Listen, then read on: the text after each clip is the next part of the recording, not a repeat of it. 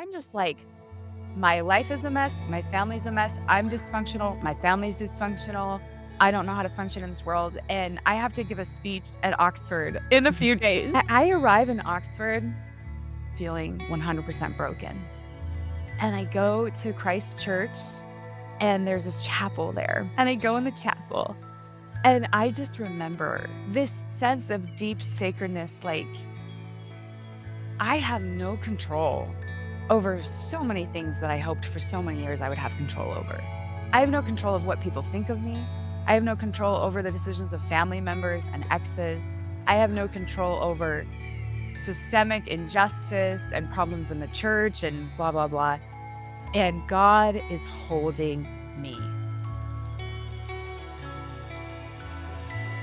Hello, everybody. This is Diana Brown, and you are listening to The Soloists. I'm here today with my good friend and co-host Mallory Everton and another friend of ours, Jenna Carson. Nice to have you here, Jenna. Thanks for having me. So, Jenna, you've had a pretty remarkable path the last 10 years, becoming the first LDS female chaplain in the military. But today we understand there's another story that you are ready to tell, if you want to give a little teaser of that. Yeah, so I've been through divorce, and it's really affected my life and shaped my ministry as a chaplain. And I feel like it's time to share about that and encourage others who are going through it, have been through it, or are about to go through it, or people who want to support loved ones who are getting divorces, and also just single people in general. Can I ask why you're feeling ready now to talk about it? Yeah, I mean, it's been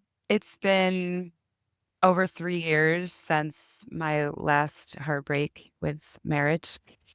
There's Mhm. 2 of them, which I'll talk about. And in the beginning, it's just so raw, and, I have to work through a lot of questions about how much to share because these people who I have loved in the past and still love are members of the church, and it's a small community, Yeah. it's a small community in the LDS church. So I think I've just wanted to be really measured and careful about what I share. And also, I've been very focused on life in the military, and, like, it was for a while about getting into the military, then getting through boot camp, then doing the ministry, and so it's just been a lot, and now I'm stepping back and thinking, "Oh, there are other stories I have to tell, not Mm-hmm. only that have to do with the direct ministry I'm doing."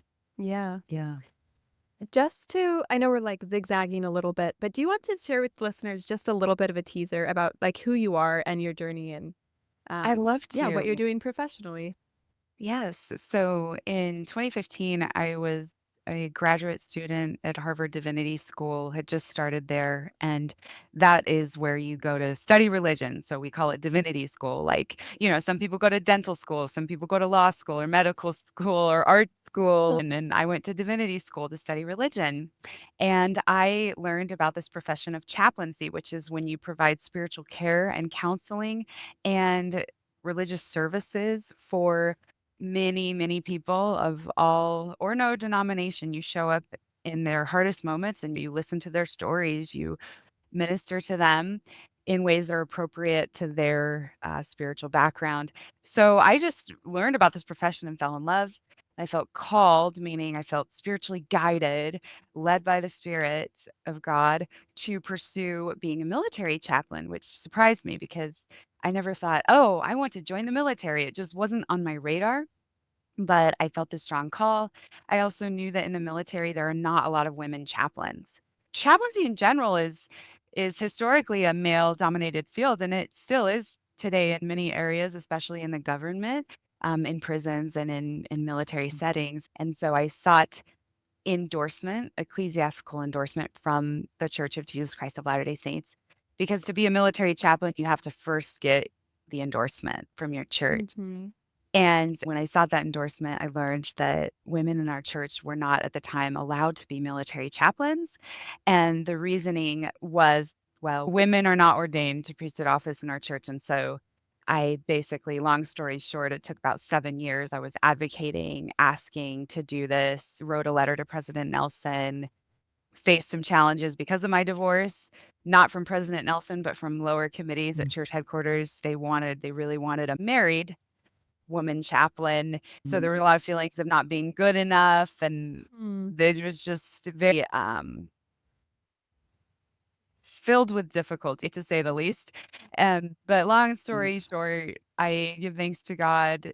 It finally happened in 2022. I became the first Latter-day Saint female chaplain in the Department of Defense, and I currently work as chaplain in the Air Force. And anything I share today does not reflect the views or opinions of the Mhm. Department of Defense or any other organization, but I do feel grateful that I get to share my story in different ways on different podcasts. I think it's a story of empowerment. It's also a story of the difficulties of working within an institution that has to navigate a very large ship.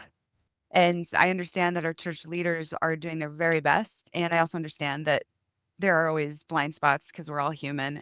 Mhm. And on the way, I'll say that on the way of this in this long process of joining the military, before that, I served as a hospital and then a prison chaplain. And I served in a very violent men's prison. And that really informed the person I am today and has really shaped me in good ways. It was Mhm. very hard, but I loved that ministry and I learned a lot. So that's a little bit about me. Thank you for summarizing it. It's interesting too how much that story of just following the call to become a prison chaplain, even though it didn't make or sorry, a military chaplain, even though it didn't make sense at the time, that converged with the story of singleness and marital status. Yeah. That Yeah. at that point when they were like, "Well, I guess she could be a girl, but she's gotta be married." That must have brought up a lot of insecurities or shame potentially, or just or maybe, you seem like a pretty self-confident person, but maybe just the sense of like, "Oh, my church really does not see me." Yes. Yes. I did feel not seen. Yes. And it's funny because I know I appear confident, but full disclosure, at so many times throughout my life and even today, I battle so many voices of self-doubt and shame, and that's something I actually wanted to talk about today, Diane. I'm glad you brought it up, is this may be something I live with for the rest of my life. There's still a lot of shame around my experience with divorce, and I Mm. have great days, and I have days where I'm hard on myself and start to kind of spiral. Even with all this outward, quote, "success," I think people see me at Right. speaking engagements and they think, "Oh, she's got it together. She's so confident.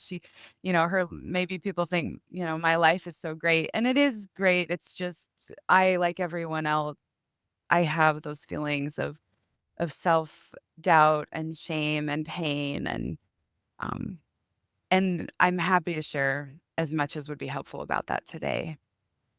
Yeah. Well, Diane and I were talking before this, and sometimes it's helpful before we get into the stories to sort of frame the discussion around sort of the thing you'd like to share the most. Mhm. Like, what is it really that you would love to talk about today? And then we'd love to get into the stories after that. I think I'd like to talk about how divorce is not a failure and how divorce is not a scarlet letter and how divorce can actually shape us into more empathetic human beings. And it's helped me be a better chaplain. Mhm. So rather than seeing divorce as something that means we're broken, we didn't get the fairy tale ending that we thought we might get in life, it can actually be a really beautiful part of our story. Yeah. So, yeah, where would you like to start? Well, I will You start say with that I was that girl who said, "This is never gonna happen to me." Totally. And I was I don't love this phrase, but like, quote, Molly Mormon. Like I was the girl who was gonna do everything right. Like I I just tried so hard to be perfect. And I think I'm I'm guessing a lot of our listeners can relate to that. There was a lot of religious scrupulosity in my life, meaning this obsessive need to do everything perfectly and to do all the rules perfectly. And I went to BYU for college, and I remember waking up super early once a week to go to the temple and participate in baptisms. And so I was just like extremely active and engaged in the LDS church. I still am, uh, but not as scrupulous. I thank God for that. I've learned a lot. I just thought if I do X, Y, and Z, I'll have a perfect life, which is hilarious. But that's that magical thinking that I think was actually really popular when I was growing up. Like, I'm in my 30s now. I think a lot of rhetoric has changed in the church, but growing up in a small town in Idaho, a there were a lot of members of the church, and it was very specific culture, and there was a teaching about what you do to get this happy life and happy family, and I really bought into that and believed, like, if I do the right things, I'm gonna get this perfect husband, and we're gonna have this perfect family. And so, I had received this really beautiful spiritual impression that I would, meet the man I would marry at BYU, and that happened. So, I was looking for him and found him, and the night I met him, I had a very strong impression. This line came to me, "He will play an important role in your life." And he did.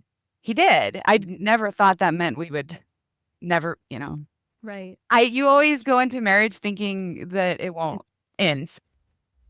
Like, Yeah. if this is supposedly an eternal marriage, it's quite an understatement, right? It has Yeah. an important impact on your life. So did that feel like a clue to you that, like, No, not at all, not at all. I okay. just it was the very first night we met, I was like, "Oh my gosh," "is he the one?" Uh-huh. Like, this is Oh, okay. 23 I year old see. Jenna, sweet, innocent, like, just so innocent and naive in so many ways, and the way I met him felt very guided. I still remember where I was, what I was doing in the library, and I felt guided to get up from where I'd been sitting and studying and go to a different room, and it was in that other area of the library that I met him, and I think everyone who meets their significant other, there's a specialness to it, definitely, and this felt like especially guided. But that's something I just can't really understand, because if it was Mhm. guided, then why did it end, right? So that's like one of those big questions that I think people going through divorce are asking. So anyway, Mhm. get married. And we realized very quickly we are not the people that we thought we were marrying. I think we both thought we were getting like these perfect partners. Yeah. We were a poor match. We just really were, and poor in that our communication styles were totally different. Our upbringings had given us different understandings of how to resolve things, and he's from another country and I'm from the US, and so I think there were big cultural differences, and that is fine. I respect his culture. We just, I think, weren't speaking the same love language the whole marriage. But really what it came down to is for me, and again, I wanna protect his dignity and say this is my side of the story. So he, of course, has his side. Um, for me, I believe there was quite a bit of emotional abuse, and that has been validated in conversations with therapists, but I was so defensive of him, I actually could not claim it or name it as emotional abuse until a year after we had divorced. So, I spent for the 4 years that we were married, I was really defending him and his behaviors, and in fact, I'd met with an LDS therapist who suggested it might be abusive, suggested I might, consider leaving, and I was so offended I didn't go back to see her. So, in my head, I was believing during these 4 years that if I were better, if I were stronger, if I was a better woman, a better wife, a better Latter-day Saint, then we could figure this out. And so I was really trying, and he was trying in his own way. But at the end of the marriage, I was so uh, I was just in a bad state. I was in a really bad state, and friends were looking at me and saying, like, literally a friend said, "You look like a zombie. The light in your eyes is like, I don't see my Jenna," Like, she's like, "What is going on? What is happening to you?" But toward the end of this, I had been through a pretty traumatic miscarriage that lasted a really long time, and his behavior was going on during that time, and I just really think it was any love and affection I had romantically just died in me because I was not getting what I needed. And so I healed from that and had been at a training with a mentor of mine and started like we were in a group at this training and I started developing feelings for him. And I confessed to my ex, my husband at the time, and it was really devastating to me because instead of seeing my integrity, confessing these emotional feelings, he, said that I cheated on him, and I did not. Yeah, there was, some emotional infidelity for a period of 2 weeks. I think Mhm. that's pretty light, but he really believed I cheated on him, and so he accused me of that, and I that was extremely painful for me, but it also matched previous behavior, if that makes sense, previous cycles of abuse, and so I share that to say that sometimes despite your best efforts, you just can't get it right. Like, I don't know if there was ever gonna be right in that marriage. I Mm. think I probably, quote, "should have left earlier," but I didn't have the strength to leave. I didn't believe that I could leave because I believed that if I left, I would be breaking covenants to God and to my husband. Which is true, like, I made covenants to him, right? And those are broken now because we are no longer married, but, I gave it my all. I gave that marriage my all, and I believe he gave his all too, you know? Again, it's just we are all having our own struggles, and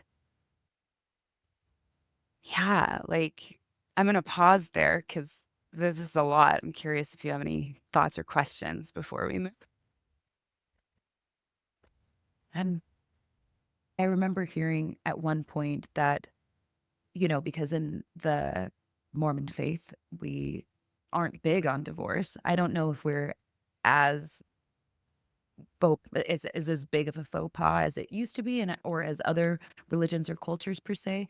But we definitely have a heavy stigma around divorce that I think we're going to be continuing to unpack for years.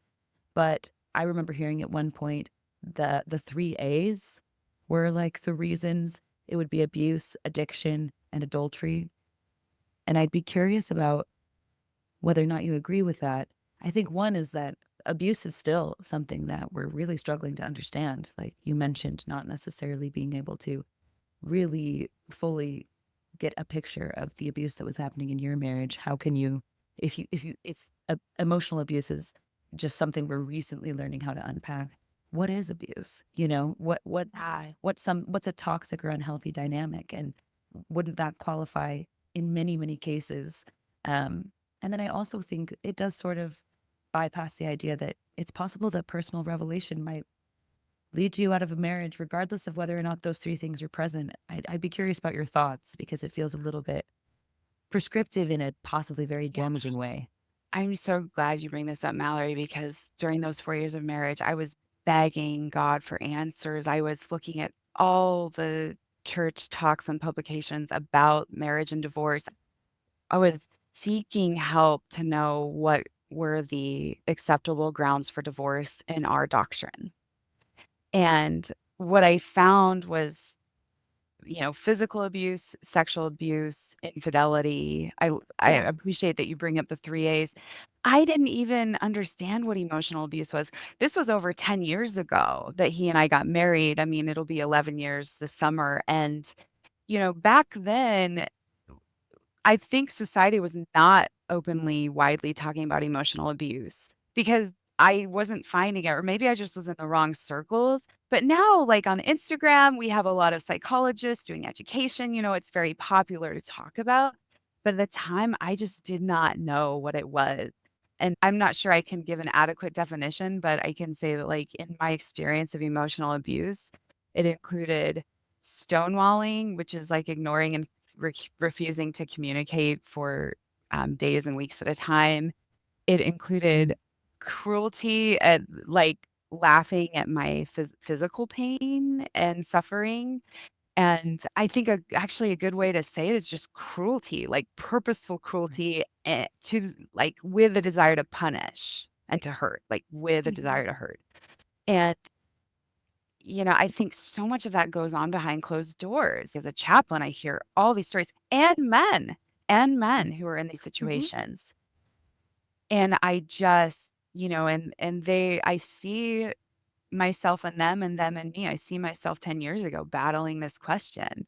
And it's very hard to leave any form of an abusive relationship because usually there's a lot of codependence, there's a lot of Mhm. confusion. And when there's manipulation going on psychologically, which always happens in abuse, I think, you change, your brain has to change to make sense of what's happening and to justify it because you usually love that person that you're with. And so Right. it's very complex. And I think we're not talking about that openly in the church that I've seen. I just haven't seen it talked about openly. I'm curious what you both would think of this that's occurring to me. I've never been divorced, but I've been in relationships that have lasted a while and dated enough to know what it's like to be deep in a year in with somebody and somebody you're imagining a future with and what happens in those spaces. And my breakups have been horrible. I've gone through all of the same things as like, am I crazy? What could I have done better? Like, what could Right. I have done to save this? Like, why couldn't I tolerate that? Was it really that big of a deal? Like, so the self doubt is so crippling. And the thing that comes to me is it's really hard to know truth in a relationship. And obviously, we talk about how in our church it's difficult to fathom divorce because we believe in eternal marriages and there's just this idea of pull yourself up by the bootstrap spirituality and like you can work through hard things. We know it's going to be hard. You've got this. And such a celebration of marriage. There's that piece obviously, but there's also the truth piece that we also believe in truth and things like certainty. And I don't know that you get that in relationships. Mhm, Truth is mhm. not truth is not that kind of the kind of truth that you have to the kind of shared reality, like being in a relationship is where two different people's senses of reality just Yep. they mix and you are going to see precisely where truth breaks down. Yes. And I guess you have to learn to hold truth lightly and to ask Yeah. different questions of the situation. And Mm. a couple weeks ago we did a conversation with Adam Miller. As a philosopher, he's doing abstraction. So we were trying to bring him down to earth and we were like, come on, Adam, like, what does it mean in this situation? And a question that he landed on was like, you have to discern what is needed. And that is what love is love is not about what you deserve. And I think there's a thing about Mhm. feeling entitled that relies on truth. Like, oh, if I can prove that this happened, that Yeah. it really was abuse, then I'm entitled to a divorce. And we want it Yeah. to be part of that motion is like, no, that really was abuse. I promise you that was abuse. And so you're good. You're good. But like, that other question of like, what is needed? You know what I mean? Mm. That's just a different framework for how to think about this, where actually the point is not that it absolutely did land inside that murky category of abuse or it did not. Therefore, buckle down and work harder. Yep. Like maybe it Right. doesn't. Maybe at some point that's not the game we should be playing. Yeah. Especially because there's nothing about like, oh, relationships are so murky. Like Mhm. there's not truth. Sometimes absolutely. Then I guess I just wonder if we're putting too much weight on that question of like, is this abuse or not? Because we're trying to give to that question the power to tell us what we're entitled to. And this question of what is needed, that's a different question, right? Yeah. Like, could you keep living in that situation? And like, Yeah. Keep if the creating. light is out of your eyes, Yeah. Yeah. Yeah. I Yeah. don't know. Yeah. That's a great point, Diana, because yeah, I mean, everyone has their own perception of reality Yeah. and like it's like you said, Mallory,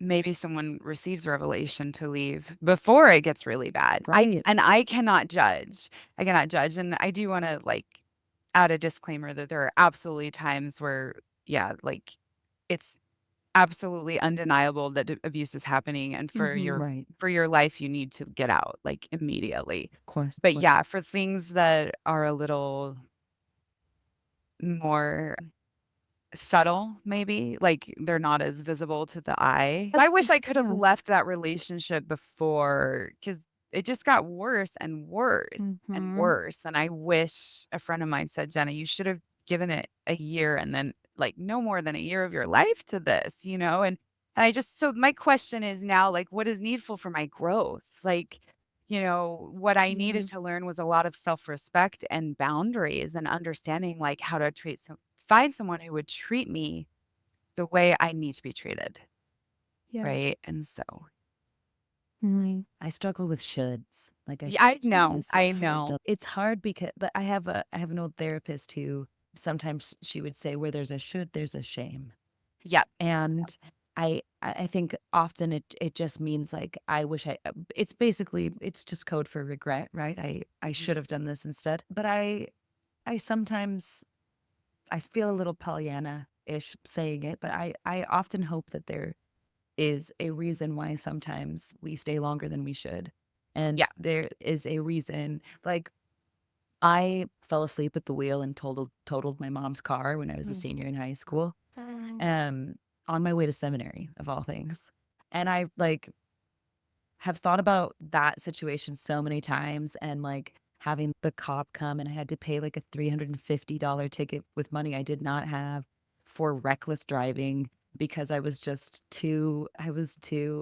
sleeping enough. I was like working too hard in school and like working too hard on my senior project, which is classic. But I sometimes like to think, and I don't know if this is just magical thinking, but I like to think that years later, as I was like doing all these night shifts for my job, that I had learned when to pull over from my monster experience that I had as an 18-year-old, and that maybe I've lived longer because I was in a really like I was in an experience that gave me muscle memory for like you don't ever get that tired behind the wheel again. Yeah. And Yeah. that there could be grace in our experiences. And that's not to say like, oh, I'm so glad that happened.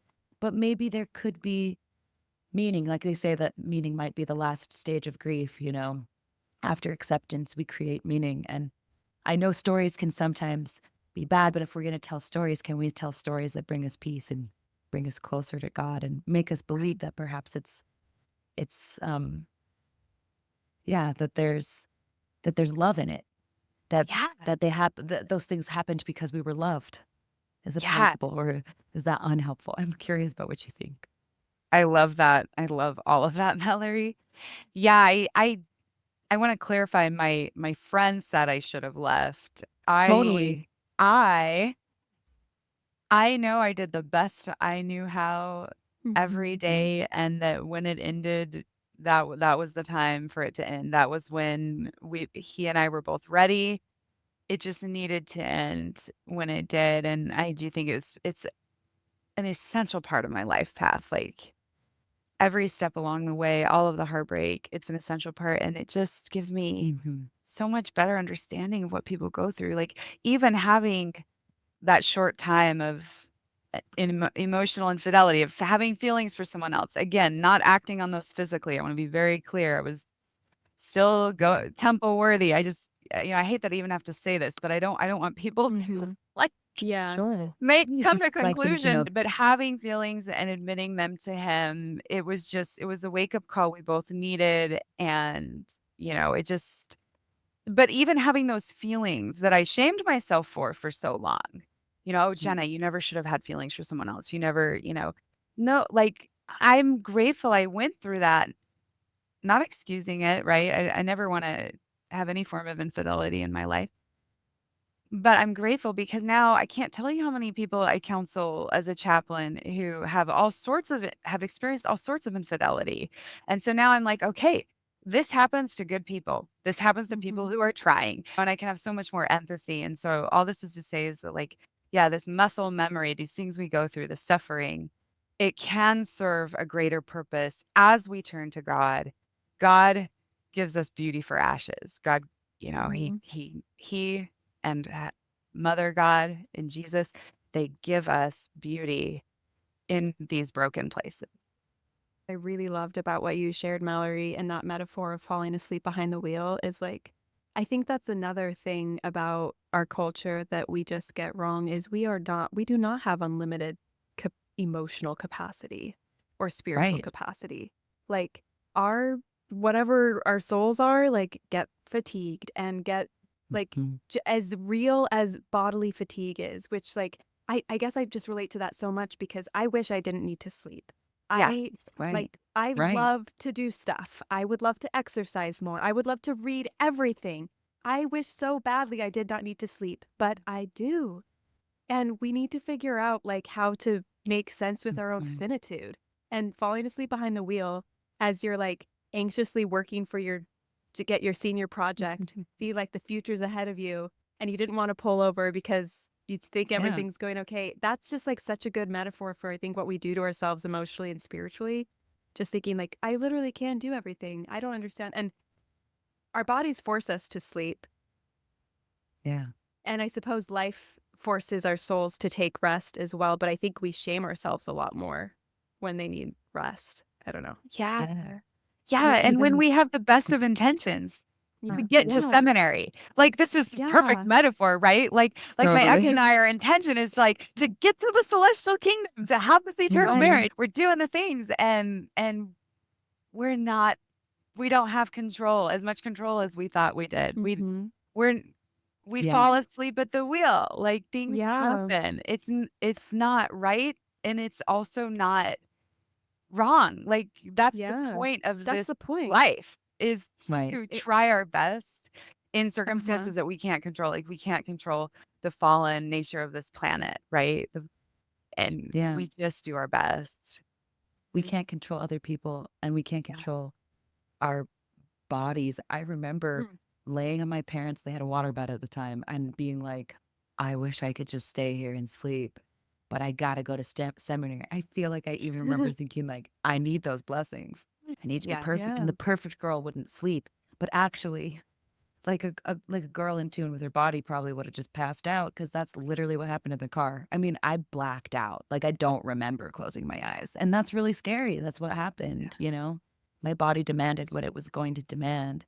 Yeah. And I don't know, even thinking too, there's Yeah. just so much about humanity that's just complex and complicated. And we need to be able to hold space for the things in our nature that are not always lining up exactly with our values. And what matters is what we do with them. And mistakes are okay too. I mean, one of the questions I would have too that comes up as I hear this story is, and I, of course, like once abuse has been understood and has been seen, and there are situations that are very cut and dry and black and white, like get out for your own safety, you know, whether Mhm. it's emotional, spiritual, or physical. There are so many situations where it is perhaps more cut and dry. But I think, would I be often saying that there are situations where some people would receive an answer that they should stay through something very difficult, like say infidelity or addiction or Mhm. Yeah. lies, or Yeah. um and then in other situations some people would immediately feel they need to leave. And Yeah. because of that inconsistency, that really does mean there isn't just, we can't just say the 3 A's. We can't just say that Yeah. there's, Yeah. we can't really say that about really anything, but definitely about relationships and divorce. And it can be broken down into so many different parts of Jenna's story in particular. Like you could look at your Mhm. story with the chaplaincy and the church as toxic. And Yeah. maybe some Oh, people for would say like, oh, sure.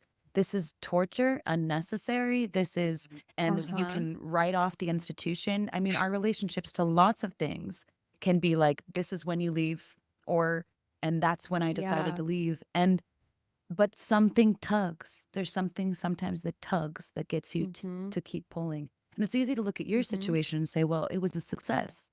But what if it hadn't been? What if you'd struggled for 7 years and then decided to walk away, or struggled for 7 years and still got a no? Then would we look at what your choice as something that wasn't right? Well, maybe the actual victory was inside you. And we would Wow. never actually be able to measure anything Yeah. about what was a That's victory and so what was a true. defeat. And I think we're so quick to try and decide what's success and what's failure when like we don't even Mm-hmm. have the right rulers to be able to figure that out. And if we're going to talk about what's needed, I think it might just always be more love. No? Like, Yeah. isn't I that like agree. our only, actually, literally only tool in our tool belt that will Mm-hmm. do anything ever? Yeah. I would Wow. totally Just more agree. love. Yeah. Yeah. And I think one of the greatest things for me in my healing journey in the aftermath of divorce is feeling greater love for my exes, feeling anger for what was done and how I was treated, and finding forgiveness and being able to love from a distance, meaning I'm not actively involved at all in these men's lives anymore. And when I think of them, I truly wish them well, and I truly feel godly love for them and gratitude for the part that they played in my life.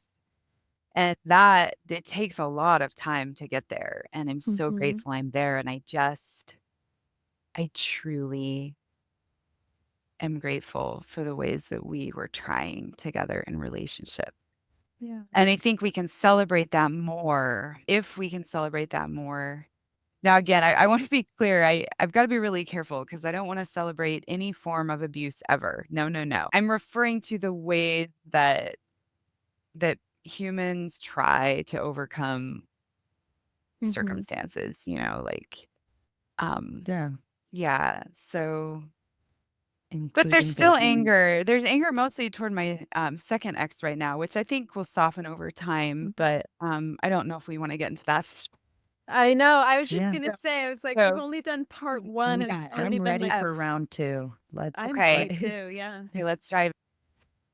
One divorce was like, it was humiliating, and devastating. And it was devastating not because we got a divorce. Like, divorce was a great thing. I felt so good after that. And I rebuilt my sense of worth and my connection with God and just so like, oh, it was such a relief to be out of that marriage. And I knew immediately as soon as we made the decision to get the divorce, it was like this weight was lifted and oh, it was so good. Like I just smile when I think about it. I mean, I was aching, but it was like this, whoa, this is the right thing. Peace. So much peace. Yeah.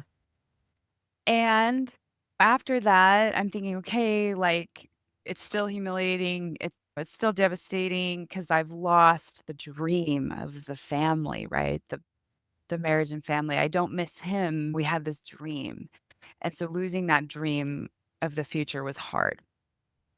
But I moved on. You move on, you heal. I did the therapy. I did so many things to heal.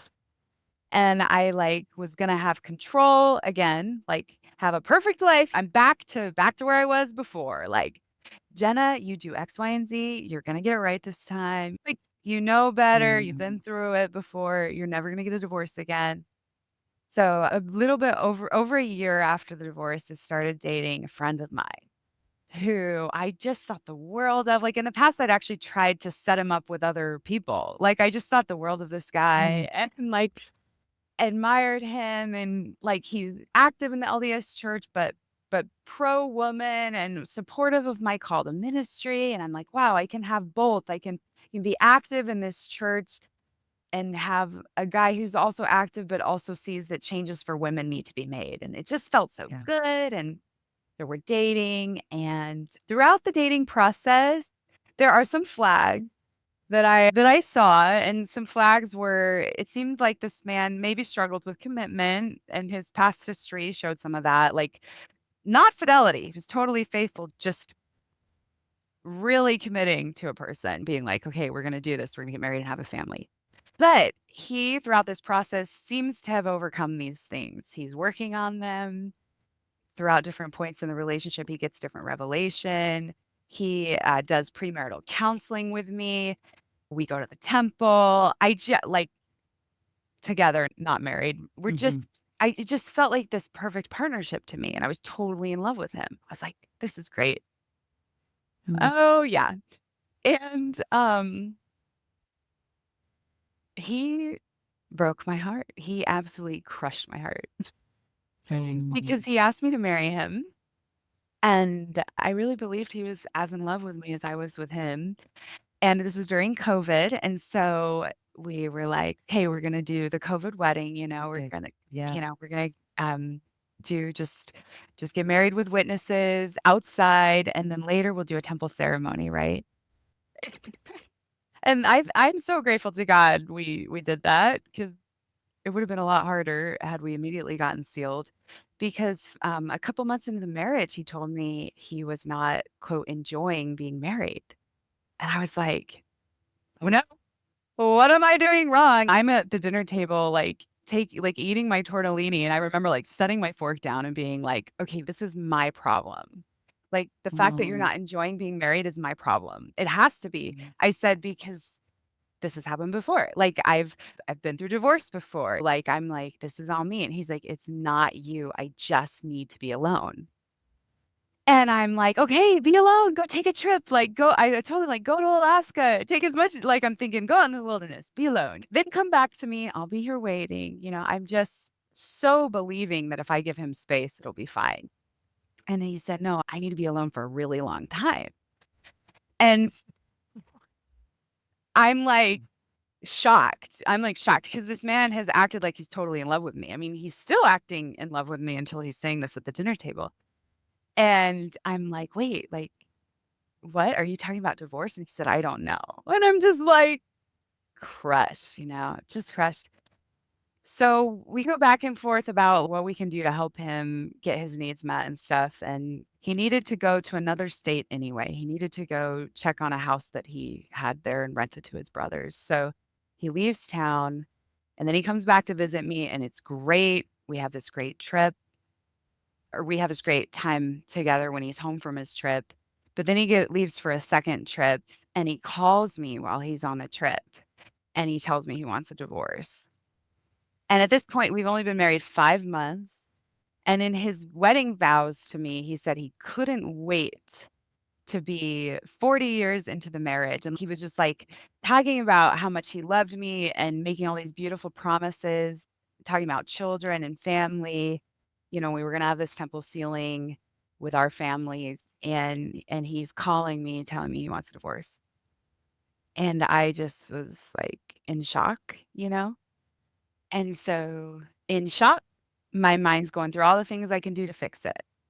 Are we having enough sex? Are we, I'm just like, what's Mhm. wrong? Are you satisfied in our sex life? He's like, yeah. I'm like, are you satisfied in other ways? What's going on? He's just like, I just can't settle into being married.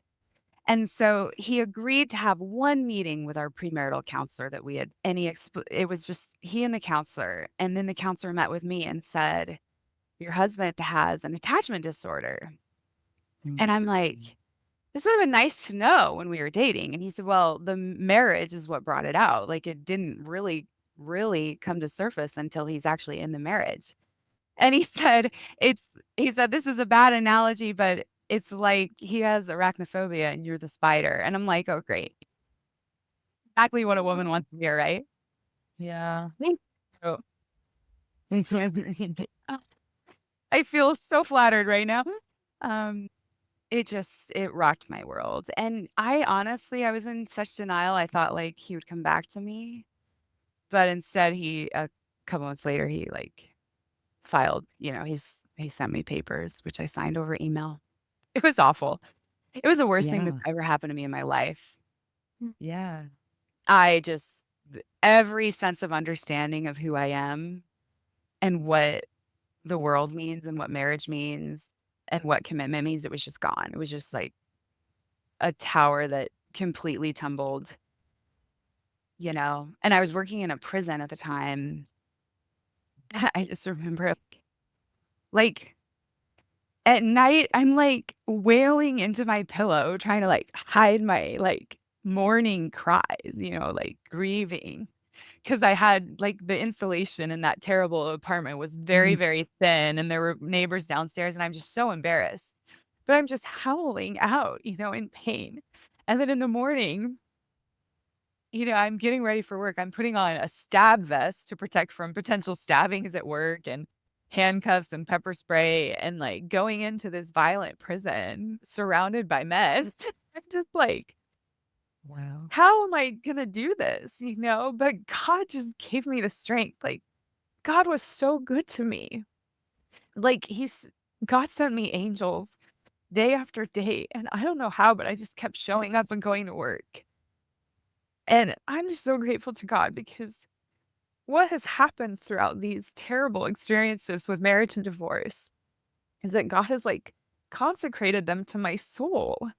Like, I feel so close to God, so held by God, so loved by God. And now, yeah, is it humiliating that I've been through 2 divorces? Yes. It's still embarrassing. I hate to say that. It's like, I know people are gonna be like, "What's wrong with you?" But the gift of this is I've had to find my worth in God. Like, there's no one else who understands what happened in both of those marriages, but God and me and my exes. And again, like you said, Diana, our perspectives of what happened may be very different realities. I think with my second ex, we're both on the same page. I think we understand what happened. But, it took a long time for us to understand, and he was willing to have conversations with me after the divorce. We had closure. We had a lot of closure, and, but what really broke my heart is I started having dreams that he was with his ex-girlfriend that he dated before me, and then I had dreams that she was pregnant, and it turns out that, yeah, they got married, and they had a baby together, and that's when I was so mad. Because, we thought, "Oh, he has this attachment disorder, he can't be married to anyone." Well, he chose his ex, and finding that out, that happened about 2 years after the divorce. Well, 2 years after he left me. Finding that out, I was absolutely furious. Like, I was so mad, and Yeah. I was mad because his mom had told me this information. I think she thought she was protecting me. I think she was afraid I was gonna find it out somewhere else, and she loves me, and she wanted to do this gracious thing and tell me so I didn't find out another way, which I thank her for, but the timing wasn't so great. She told me, like, right before I had this big trip to England.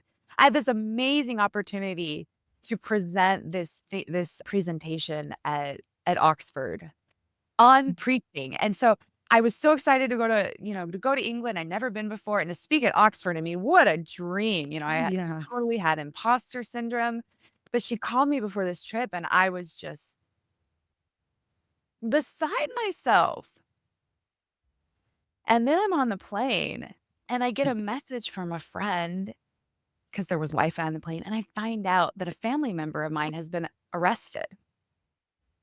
My world is falling apart, and I'm spiraling. I'm like, divorce number 1, divorce number 2, immediate family member in jail right now. I'm just like, my life is a mess, my family's a mess, I'm dysfunctional, my family's dysfunctional. I don't know how to function in this world, and I have to give a speech at Oxford in a few days. I arrive in Oxford, and I am just feeling 100% broken, and I go to Christ Church, and there's this chapel there. And I go in the chapel, and I just remember this sense of deep sacredness, like, I have no control over so many things that I hoped for so many years I would have control over. I have no control of what people think of me. I have no control over the decisions of family members and exes. I have no control over systemic injustice and problems in the church and blah, blah, blah. And God is holding me. And I was so held by God and with the most broken heart and feeling such imposter syndrome at that conference. I got up to the podium and I gave an amazing talk because of God. And then a few days later, I went to Westminster Abbey in London. And I was at a service there, and we were repeating the Lord's Prayer. We repeated the Lord's Prayer like 3 times, which I'd never done. I'd said it before, but not 3 times in a row. And while we were saying those words, I it was one of those I could have been transfigured in that moment. Like, I might as well have been like Moses standing before God because the light that enveloped me in that space, it was it was not of this world. And I'm streaming tears, repeating the Lord's Prayer, saying, "Father, forgive us our trespasses as we forgive those who trespass against us." And I felt total forgiveness of my ex-husband, who I just found out was marrying another woman. Mhm. It did not justify that he had asked me to marry him and then left me a few months later. But I had perfect peace and I had godly view in that moment, like his problems are not yours and I'm gracing you with forgiveness. And I felt perfect, complete forgiveness in that moment. Now, after that moment, you know, Yeah. after you come down the mountain, Yeah. Yeah. there are times of anger again, but I go back to that grace of God. And so I share this because the grace of God is infinite. God healed our hearts in ways that I don't understand. And he promised that he said, he said, it's not the healthy who need a doctor, it's the sick. I've come to call the righteous, not the righteous, but sinners. We're all sinners. And, you know, when he announced his messianic call, he's quoting Isaiah saying, "The Lord has anointed me to proclaim good news to the poor. He sent me to bind up the brokenhearted, bind up the brokenhearted." And I just think that's what he's doing day after day. Like, that's my testimony. God is binding up our broken hearts and my broken heart day after day after day. And my heart now, because I have been through so much, quote, failure. And again, I said at the beginning of this episode, divorce is not failure. But because I've been through so many things that other people would label as failure, I know that those hardships actually are an essential part of my learning journey that have made me who I am today. Like, do I think God wished those things upon me? No, I don't think God wishes suffering on anyone. Do I believe that God gave me beauty for ashes? 100%. That's a lot. That's a lot. Amen. Wow. Really freaking just thank you so much for being who and what you are. I think there's this terrifically unfair trench that you've had to walk within, which is like yours and yours alone. And as you said, nobody but God and sort of your exes and you understand. And then there's just something, and this is like how I've connected to your story, honestly, over the years, as you've shared little bits and pieces. There's also just, we are all in the trenches together. Yeah. And every time you hear a person who can speak authentically from one, you see your own and you see where you are. Yes. I remember you posting some, I think, Facebook or Instagram stories when you were doing the prison chaplaincy, and you just gave a little bit of the kind of pain you were in. And it I remember just it feeling so real, just so real. And I was like, I mean, I've never been inside a prison. I've never been married. I obviously I wasn't going to relate to the specifics, but your rawness, which was not attention seeking, it didn't come across in any kind of way other than like, I'm here and I'm somehow still here and somehow I'm still being held. And it's really, really hard. And it just was like such a, I think I messaged you and I don't even know what I said but I know what I was trying to say, which is that like, just thank you for speaking honestly from your own point of pain and trying to be with life and what it was teaching you. And your ability to speak that way has just always been really moving to me. I think what people really need is for others to hold space for pain without judgment and recognizing we're all in it together. We're all having this human experience. Well, we're all harming each other to some extent or another. We're also loving and lifting each other, but we also we have harm, unintentional and unfortunately sometimes intentional. But if we can hold each other's stories and see each other. And this may sound so cheesy, but truly as a chaplain, a big part of my job is seeing people. It's sitting and bearing witness to pain and saying, I see you. I see you. I honor you. And I'm not gonna judge you. I'm just gonna love you in this space. And do we take accountability for actions? Absolutely. And we still can love. And so for me, like part of this journey is, looking back, like, okay, why did I choose the men I chose? Like I had agency and there's a lot I didn't know and I know better now. And I'm not excusing their behavior. It's interesting how it is so often easy for me or others to put blame on someone else. And it's like, well, we're co-creating this life. And so we can't control the things in our past, but we can learn. And that's what I'm trying to do in my current relationship. So I'm dating someone now, and he has a really colorful past compared to my life. Like he has not always been active in a church. And he's made decisions that are very different from the decisions I made.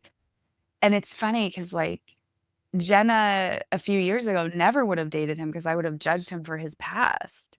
But now Mm. my measurement of quote righteousness is I used to have a checkbox like, oh, he went on a mission. He has a temple recommend, all these things. And now there's no checkbox. There's observing how people treat me and others. So if there's any dating advice I can give on the soloist, I think a lot of listeners probably already have thrown out the checklist.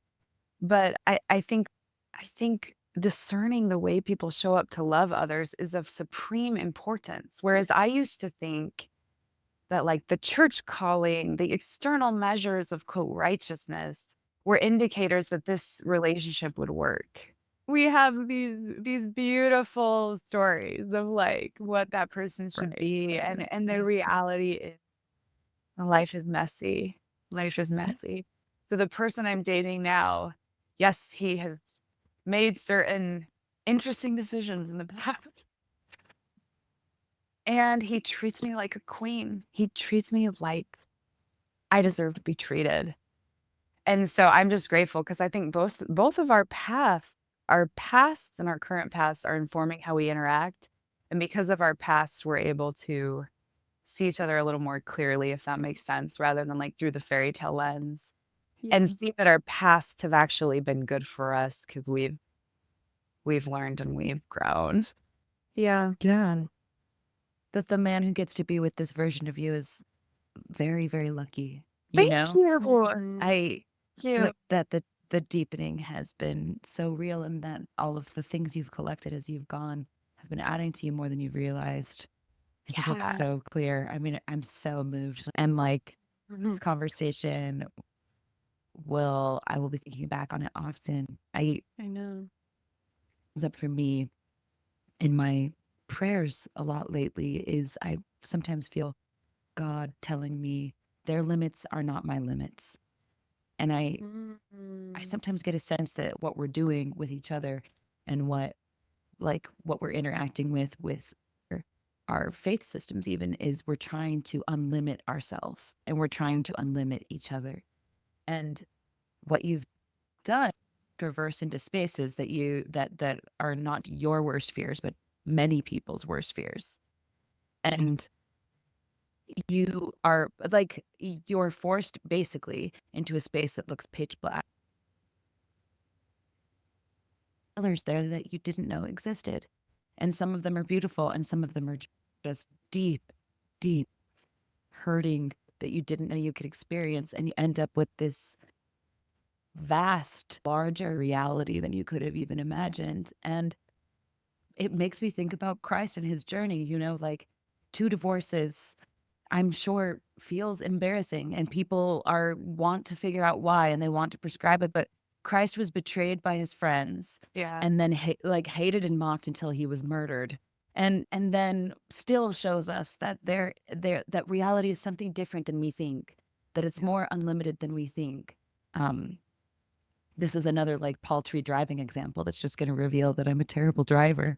But I keep thinking about this this interaction that I had with my roommate last year because um, I got into a car accident when I was really ill, like 2 years ago. I wasn't feeling very well. I wasn't sleeping very well, and I got into a car accident. I totaled another car, and it's the second car of my life. It's funny that both of those things are coming up here, but it's in part because everybody wanted to know whose fault it was when it happened.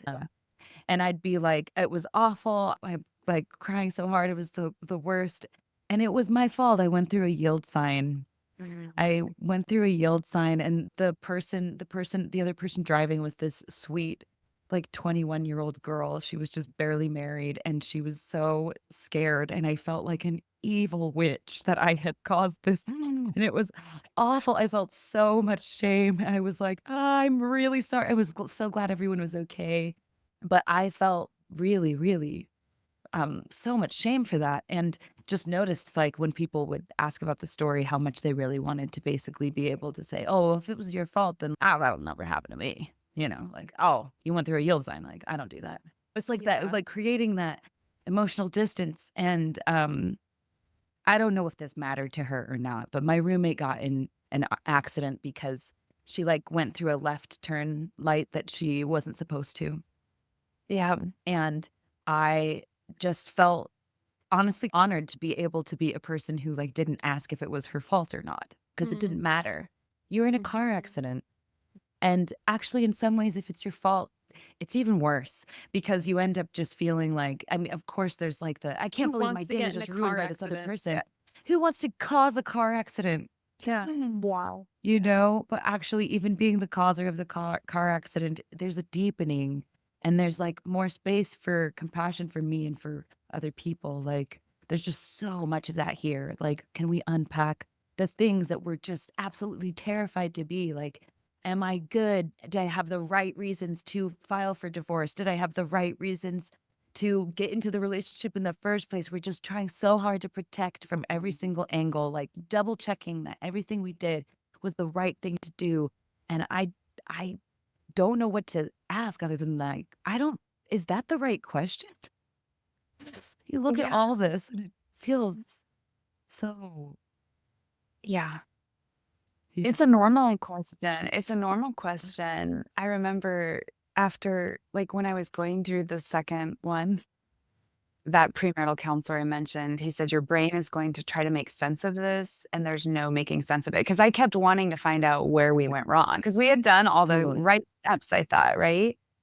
And I have to admit, years later, I'm like, "Where did I" Yep.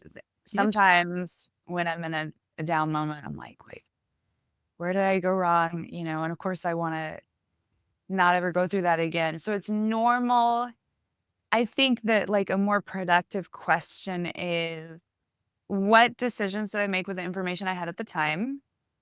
And what decisions will I make now with the information I have now? That's just the best we can do is use our agency to the best of our ability and not beat ourselves up for Yeah. uses of agency in the past that cause pain. I just Same, yeah. think that God's infinite love is so vast. And that's what I Yeah. had to operate with. That's an understanding I had to operate with in the prison when working with incarcerated people who had been cast out Yeah. by society. Because so many Yeah. of them committed crimes that people will say, well, that's unforgivable. You're beyond help. And I just don't believe that at all.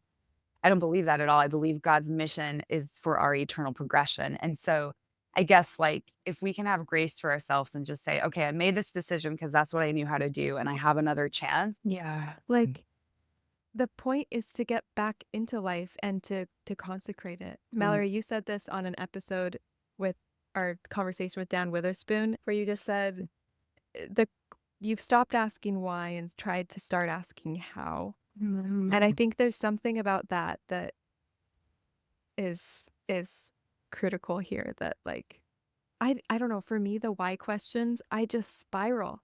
Yeah. And I know exactly what happens physically. I spiral. I get inside my head. I can't pay attention to what's going on around me because I don't feel worthy to even be in the world until I can figure out what's wrong with me. Yep. And Yep. then I go and hole up in my house and I feel really depressed. What did I do? What was the point of that exercise? And Mhm. usually I'm spiraling over the exact same things I was spiraling, frankly, in high school. Yep. What do I do that makes me unlovable? What do I Yep. do that makes me just persistently unlikable? How can I fix it? Where did this come from? Is it ingrained in me? Is it something I can change? Like, I don't know.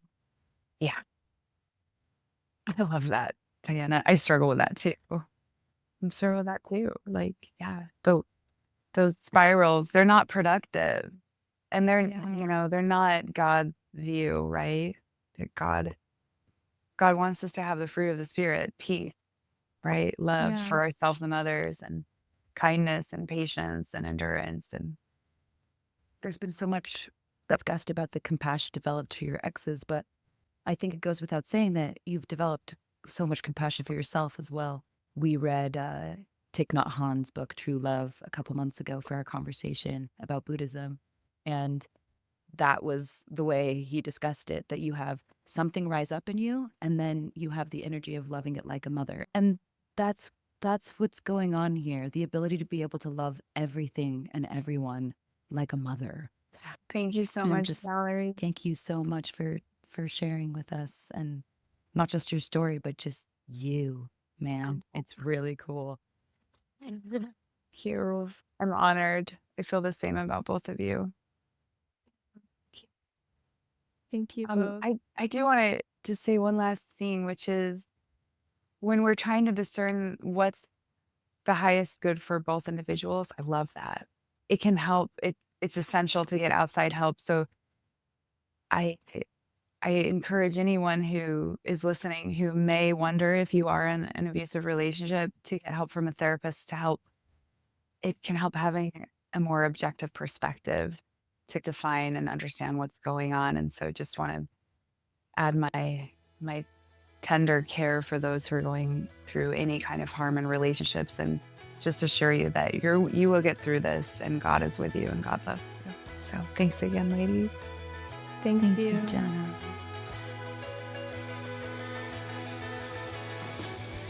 Thank you for listening, everyone. If you would like to continue the conversation with us, we invite you to subscribe to our Substack. You can find us at thesoloist.substack.com.